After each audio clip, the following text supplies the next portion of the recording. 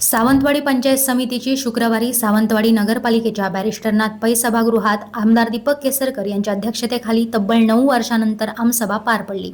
मात्र या सभेला अखेर गालबोट लागलेच. गुरुवारी दोडामार्ग आमसभेत धक्काबुक्कीचा प्रकार घडल्यानंतर सावंतवाडीच्या आजच्या दुसऱ्या आमसभेत सुरुवातीला शांततेत चाललेल्या कामकाजात अचानक सावंतवाडी उपजिल्हा रुग्णालयाच्या आरोग्याच्या प्रश्नावरून एकच गदारोळ माजला.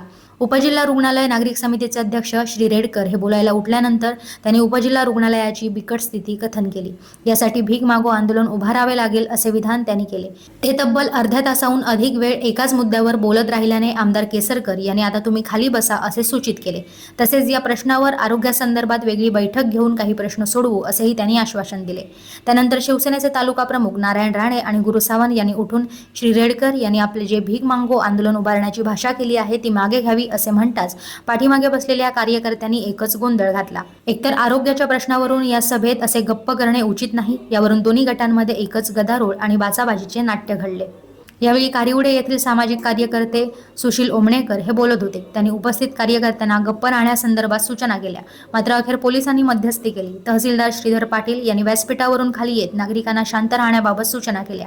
यानंतर आमदार दीपक केसरकर यांनी कालच्या सभेतही असाच गदारोळ झाला आणि आजही असे का असे म्हणत उपस्थितांना चांगलेच ठणकावून काढले. अखेर दोन्ही बाजूंचे कार्यकर्ते शांत झाले. आमदार दीपक केसरकर यांनी एकंदरीत आजच्या या प्रकरणाबद्दल तीव्र नाराजी व्यक्त केली आहे. एकतर मल्टीस्पेशालिस्ट हॉस्पिटलच्या जागेचा प्रश्न आहे, तसेच या संदर्भात आपण आरोग्यमंत्र्यांशीही चर्चा केली आहे असे त्यांनी सांगितले. सार्वजनिक बांधकाम विभागाच्या कार्यकारी अभियंता पूजा इंगवले यांनी 45 कोटी रुपयांचा नवीन आरोग्य इमारती संदर्भातचा आराखडा तयार करून तो आरोग्यमंत्र्यांकडे सादर केला जाईल असे स्पष्ट केले.